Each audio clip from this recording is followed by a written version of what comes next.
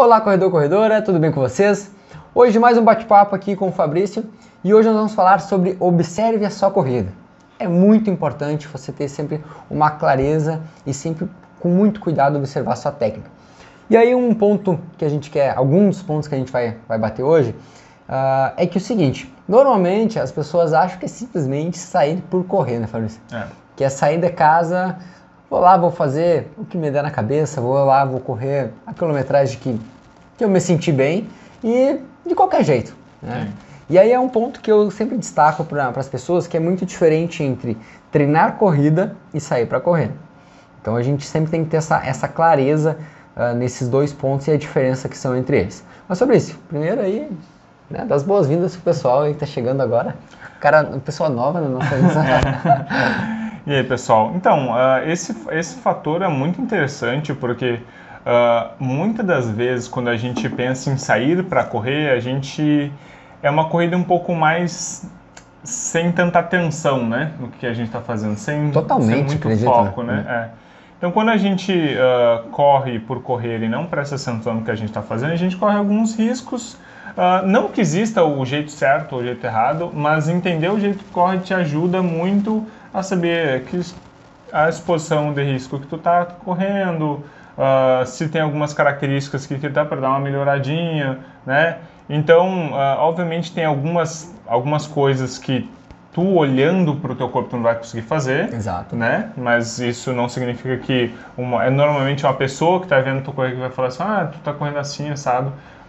Daí isso pode acontecer, né? Mas tem algumas características que nós mesmos podemos detectar na gente, né? Exato. Tá, então vamos por partes, né? A gente separou 3 pontos onde a gente vai comentar sobre que são importantes para observar na sua corrida. Mas o primeiro ponto, ele parte de uma visão externa. E aí o primeiro ponto parte de um treinador, uma pessoa que vai observar e vai te dar alguns feedbacks. E o primeiro deles é o feedback verbal, né? Esse feedback verbal, ele é tão importante quanto, eu digo, qualquer outro processo que a gente sempre como treinador observa na corrida, mas o feedback verbal ele faz uma diferença gigantesca quando eu simplesmente dou algum comando para um aluno ou faço alguma sugestão e automaticamente, em questão de alguns segundos, a gente já consegue visualizar a melhora naquele gesto motor.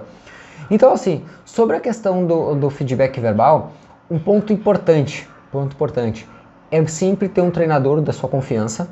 Tá? E aí eu digo que a relação que tu tem que ter com o teu treinador é quase um casamento. Às vezes eu brinco que eu tenho alguns alunos que eu já atendo há bastante tempo, a gente tem quase que um casamento, porque, cara, tu confia boa parcela do que tu faz naquela tua semana, vamos dizer assim, tu confia a uma pessoa. Sim. Então, realmente, tu tem que entender que aquela pessoa ela vai ter uma importância muito grande na tua rotina. E aí, quando a gente se trata de corrida, a corrida, ela muitas vezes, ela complementa boa parte dos seus objetivos. Então, confiança é o primeiro ponto que a gente tem que destacar quando a gente pensa em relação aluno-atleta com o seu treinador. Porque ele vai te dar diversos direcionamentos e para isso você precisa acreditar nele, né? Você vai acreditar nas convicções que ele apresenta em relação ao seu treino, às suas técnicas de corrida. Sobre isso, Fabrício, alguma coisa para complementar? O feedback verbal é muito importante. Muitas das coisas que tu vai tentar modificar ou tá gelado já. Tá pensando em velocidade, ou vai mexer em velocidade, vai mexer em cadência, vai mexer em algumas coisas que vão repercutir.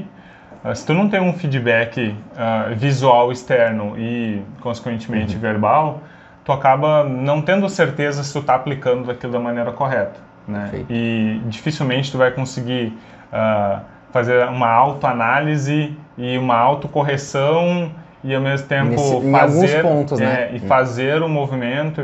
Então é muito importante. Algumas características dá sim para fazer sem a necessidade de um olhar externo. Perfeito. Mas em algumas oportunidades vai ser necessário. Tá. E uma delas que eu quero destacar é, por exemplo, alguns movimentos, por exemplo, de tronco e movimentos de braços desnecessários, que às vezes um simples... que ele não vai ter uma interferência tão grande na sua performance, vamos dizer, ou que seja um fator lesivo, mas que visualmente aquilo ali não tem necessidade alguma de estar fazendo aquilo. Né? Então, às vezes um pequeno ajuste, um feedback, e tu provavelmente não vai perceber que está fazendo isso, então um feedback muitas vezes verbal do seu treinador faz com que você consiga fazer esses ajustes e dessa forma já ter uma melhora da qualidade do seu treino. Correto. Sobre um segundo ponto, Fabrício, que eu destaco, que vai ajudar muito a melhorar a sua percepção sobre o seu treino, é não utilizar o fone de ouvido. Aí agora a gente vai para coisas que tu já consegue controlar. Tá? E aí parte daquele ponto assim, mas eu só gosto de treinar escutando música. Ok. Mas será que tentar treinar sem esse fone de ouvido, ele já não vai conseguir com que você observe alguns pontos no seu gesto de corrida? Com certeza. E aí a gente vamos entrar neles. O que tu acha do fone de ouvido? Primeira pergunta que eu tenho para te fazer. Não, eu acho que é um recurso interessante. Ele vai te tirar um pouquinho da atenção do que tu está fazendo. Atenção, né? É importante. Ele vai te tirar um pouquinho dessa atenção. Então, se tu já é uma pessoa que está começando a correr e está se acostumando, pode ser que o fone não seja não seja um fator assim, não seja o ideal. Não vou dizer ideal porque se tu quiser correr de fone é a tua escolha, né? Mas tu está começando, então é uma coisa nova, muita informação, né? Muita informação corporal acontecendo. Acho que o fone pode ser uma distração, né? Mas tu já tá se acostumando, ou já está acostumado a correr, já tem uma certa experiência, daí se tu gosta de usar fone, não tem problema nenhum. Eu tenho um exemplo de um casal que eu atendi muito tempo, e eles corriam os dois sempre gostavam de correr de fone.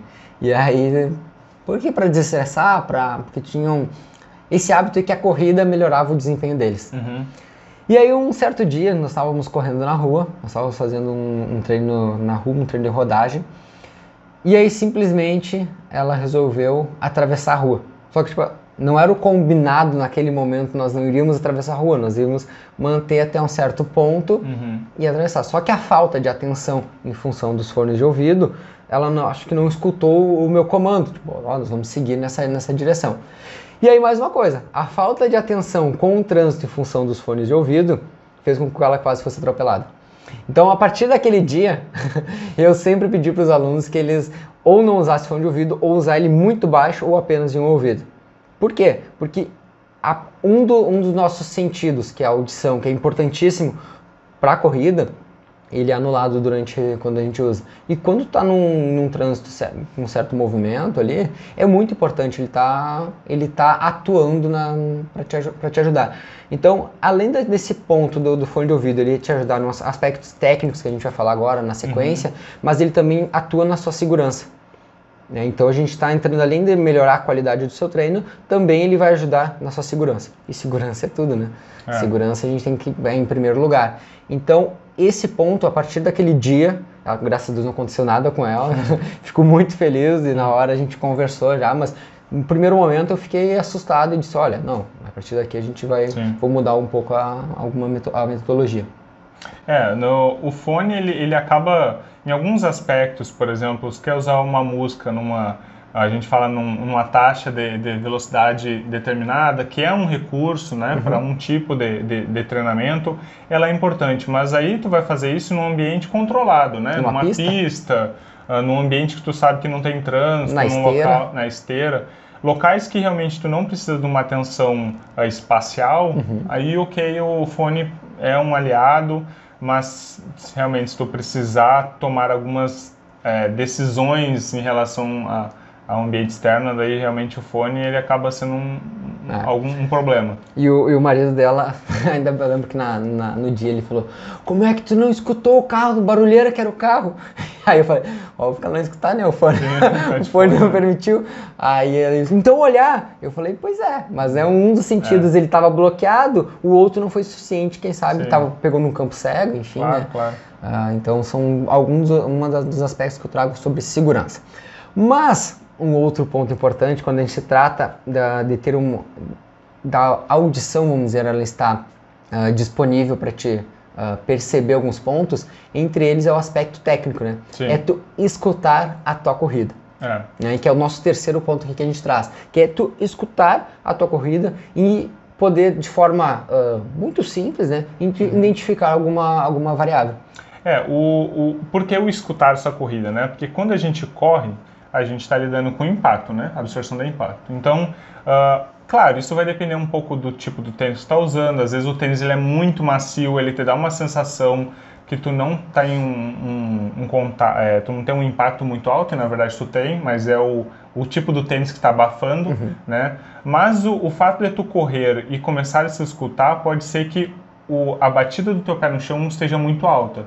E isso está relacionado com a dificuldade que tu tem de absorver o impacto do membro inferior, né? Então significa assim, toda vez que tu vai fazer a aterrissagem, se tu está fazendo muito barulho, significa que falta em algumas características técnicas para te conseguir absorver melhor esse impacto. Como que tu vê isso? Com o barulho. Se tu tá de fone, tu nunca vai ver se tu tem É muito comum, tira o fone, mas eu faço muito barulho correndo, né? Então, o primeiro feedback é, tente não fazer barulho. Tá? Só isso já é um feedback muito importante que a pessoa pode detectar ela mesma, daí vem aquelas características que são feedbacks que não precisa de outras pessoas, tu pode fazer sozinho. Algumas tu automaticamente já consegue identificar, né? Uma coisa muito importante é não tentar corrigir muitas coisas ao mesmo tempo, então uma de cada vez. Tá? Então, por exemplo, eu quero realmente diminuir o meu impacto. Beleza, então, tá fazendo barulho? Então, simplesmente tente não fazer.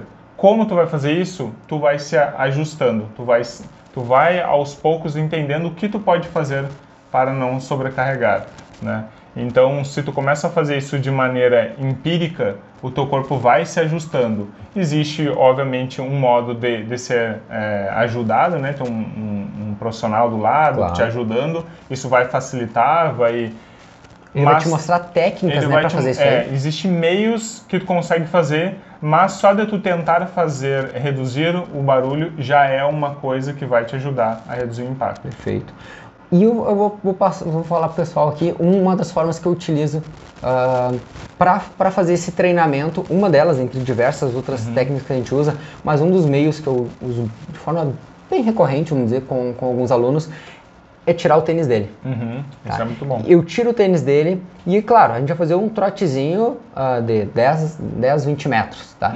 E aí eu peço para ele correr descalço. Aí quem está acompanhando vai dizer, cara, correr descalço? Da onde isso? Pois então, quando ele corre descalço e ele não tem aquele material sintético, que é o tênis ali, fazendo a ação da absorção dele, primeiro ele vai dizer, nossa, tá doendo meus pés. Uma das principais coisas que eu escuto é, nossa, tá doendo meus pés. Pois é, então tenta deixar agora ela de forma mais suave possível, um trotezinho pequeno.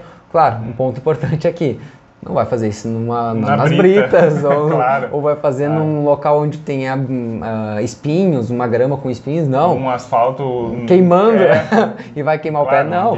Faz um ambiente controlado. Eu sempre faço num ambiente onde tem a sombra, é uma calçada regular, que é importante também. E aí o que acontece? Quando eu tiro o calçado, é o primeiro momento, primeira coisa que ele relata, dor. Tá? Por quê? Porque se ele, por exemplo, toca de retropé, quando ele faz o primeiro contato com o calcanhar, nossa, o primeiro impacto ali, ele é forte. E aí o que acontece?